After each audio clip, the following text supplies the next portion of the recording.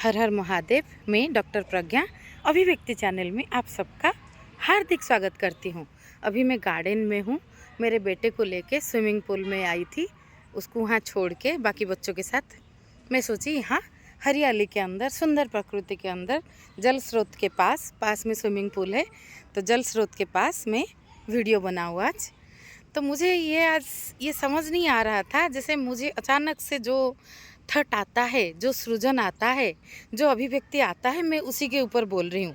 आज जल प्रवाह का, जलाभिषेक का 13वां दिन है, 13th डे महादेव के ऊपर। तो हम ये कंटिन्यूटी मेंटेन कर रहे हैं, क्योंकि एक भी मन का छूट जाएगा तो माला पूरा नहीं बनेगा। जो एक मनोरथ की तरह है, संकल्प तो नहीं बोल सकते, संकल्प में जैसे बोला जाता है ना, promises are made to be broken. तो आप ये कर लो, प्रतिज्ञा कर लो कोई चीज़, तो उसमें थोड़ा अहंकार भी आता है। जल भाव उसमें प्रतिज्ञा में नहीं होता, क्षुर्ण होता है। तो जल भाव मनोरथ में बोल सकते हैं, जो शिव मनोरथ में बोल सकती हूँ, शिव संकल्प। तो शिव जुड़ गए तो उसमें तरलता आ गया, तो जो है जल की प्रवाह की तरह। तो आज मुझे समझ नहीं आ रहा था कि मैं क्या बोलूँ, तो मुझे थोड़ा आज उदासी लग रहा था, जैसे न्यूट्रल भाव में होना।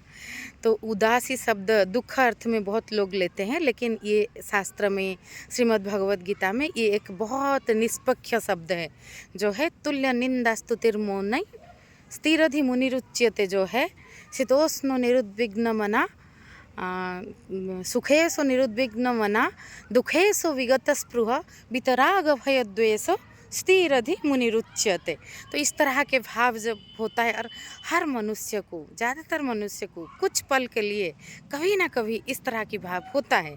जैसे हम जो है, हमारे अंदर सब कुछ है, हर तत्व है हमारे अंदर।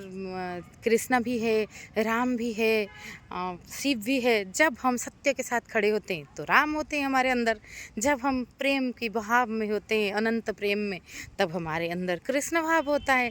जब हम करुणा का तरंग हमारे अंदर खिलता है, तब हम महादेव होते हैं। वैसे ही अलग अलग तत्व भी हमारे अंदर है। तो मुझे वो निष्पक्ष भाव का अनुभव हो रहा था, जिसको उदासीन भी कहा गया है श्रीमद् भगवद गीता और अन्य शास्त्रों में। विचलित ना होना किसी बात पे, कोई भी बात की तरह बात में आपका झुकाव ना होना, एक भावहीन और अपूर्व आनंद की दशा जिसको कह सकते हैं। यहाँ पे चिड़िया यहाँ ओयार के ऊपर बैठे हैं सब, देखो मैं थोड़ा दिखाती हूँ। तो ये, हाँ, यहाँ पे चिड़िया है, कितना सुंदर है, आकाश ऊपर कितना सुंदर है।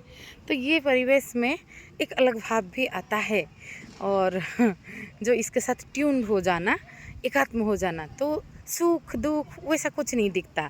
जो अपना मूल स्वरूप, उसी में एकात्म भाव हो जाना, उदासी भाव, निष्पक्ष भाव। तो इससे मुझे जल का याद आया। जल भी निष्पक्षता का प्रतीक है।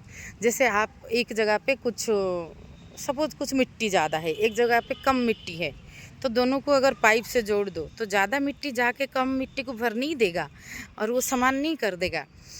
लेकिन यहाँ पे जल का ज़्यादा है, यहाँ पे जल ज़्यादा है, दूसरे टंकी में सपोज यहाँ पे बाल्टी में कम है या नहीं है, आप एक पाइप लगा लो तो ये भर देगा, और तब तक ये भरता जाएगा, अपने आप को खाली करता जाएगा, जब तक ये न्यूट्रल स्टेट में ना आ जाए, अपनी चारों ओर की समान परिस्थिति में नहीं आ जाए। पहाड़ियों से झरना गिरता रहता है, क्यों गिरता रहता है नीचे? वो लम्फ देता रहता है, क्योंकि उसकी अनवरत कोशिश सभी चीज़ को न्यूट्रल स्टेट में लाने के लिए। जल निष्पक्ष होता है, जल भर देता है।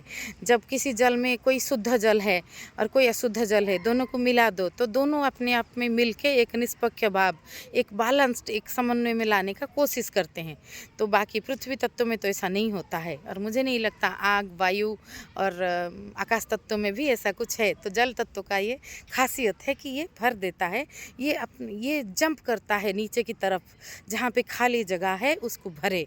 तो ये भरता है हमें, और ये समन्वय भी करता है, और ये न्यूट्रल भी है, absolute. It tries to bring everything in a absolute state. तो ये जल की खूबी है। इसीलिए तो गति हमारा समुंदर की तरफ है। चाहे जल का धार कहीं कहीं से आए हो, उसमें क्या क्या कचरा भी हो सकता है, लेकिन समुद्र में जब एकाकार होता है ना, सब विलीन हो जाता है, सब क्लीन हो जाता है। जब एक बड़ा जल का स्रोत एक छोटा जल के स्रोत को अपने अंदर धारण कर लेता है, तो छोटा जल में बड़ा जल का प्रवृत्ति भी आ जाता है। जैसे हम परमात्मा का स्वरूप है, परमात्मा को एक बड़ा जल का स्रोत आप मान लो, और हम एक ड्रॉप है। तो हम परमात्मा में जब खो जाते हैं तो हम परमात्मा भी बन जाते हैं, क्योंकि वो जल का काम है एब्सोल्यूट स्टेट में लाना, निष्पक्ष है, वो सभी कुछ समान करके लेता है। उसमें वो एक अपूर्व समन्वय उसमें जल में अपनी आप है।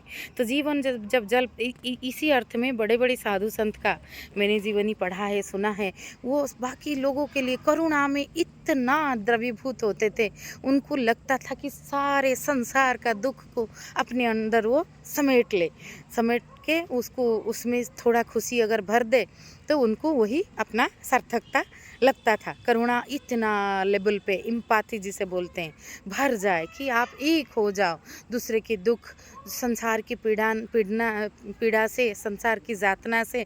कल हमारा बुद्धत्व के ऊपर स्ट्रीम था कि बुद्धत्व के बाद विकास जी ने बोला कि इंसान दो तरह से चूज कर सकता है, कि अकेले में जाके हिमालय ऐसे कहीं पे गिरिकंदर में या कहीं में एकांत में साधना करे, और इस तरह से चूज कर सकता है कि return back to society so he can और she can distribute what he got.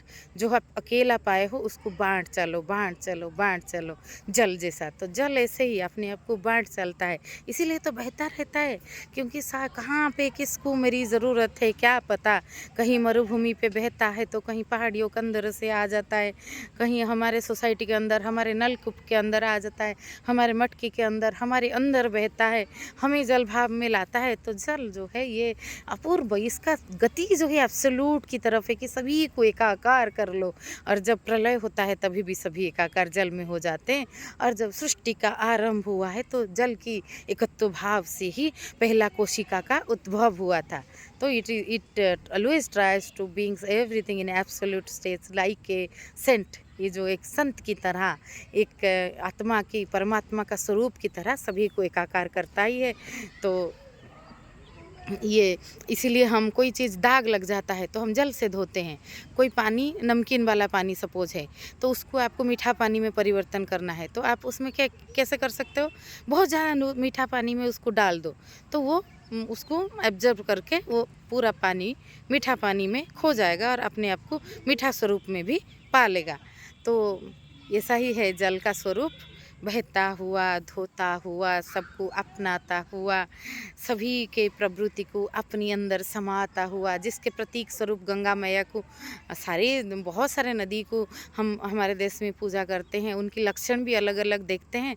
तो गंगा मैया सबका प्रतिरूप की तरह, शुद्धता का प्रतीक की तरह भारत को जो है, भारत की ये पावन धरती को और भी पावन करके बहता जा रहा है। हमें शुद्ध बना के एब्सोल्यूट में लाने के लिए हम चाहे अपने ऊपर कितना अत्याचार करें मानसिक शारीरिक रूप पे, लेकिन हमारी अंदर की जल भाव और हमारे बाहर की जल स्रोत हमें हमेशा कोशिश करता है कि हम अपनी बैक टू सेंटर को जाए, हम परमात्मा से एकाकार हो के एब्सोल्यूट स्टेट को प्राप्त हो। तो हमारे अंदर अध्यात्म की वो ऊंचाई हम छू पाए, क्योंकि उसके लिए पहले निंदा, ईर्ष्या, द्वेष से मुक्त होना पड़ेगा। जैसे बुद्धत्व के बाद का जीवन, कल हमारी बात हुई थी, असली जीवन तब से शुरू होता है, तभी दिखता है कि मैं किन किन व्यर्थ कार्यों में लिप्त था, जबकि मेरी गति किस तरफ है। और सारी संसार की जो चीज़ को लेके मैं उसको समस्या सोच रही थी या सोच रहा था, वो सभी कोई वैल्यू ही नहीं रखता, वो सभी चित्र जैसा है, जैसे एक पेज उलट जाए किताब का वैसा। तो मुझे तो देखना है कि किताब का सार क्या है, जीवन का सार क्या है, हम कितना अनमोल है, हीरा जन्म अमोल सा। तो इसको जल का आज ये जो बहुत सुंदर गुण जो है मुझे नज़र आया, और मुझे ये बोलते हुए भी आज बहुत अच्छा लगा। जैसे खुशी हुई ऐसा नहीं बोल के, मैं आनंद का एक प्रभाव अंदर आया ऐसा बोल सकती हूँ। आज के लिए इतना सा।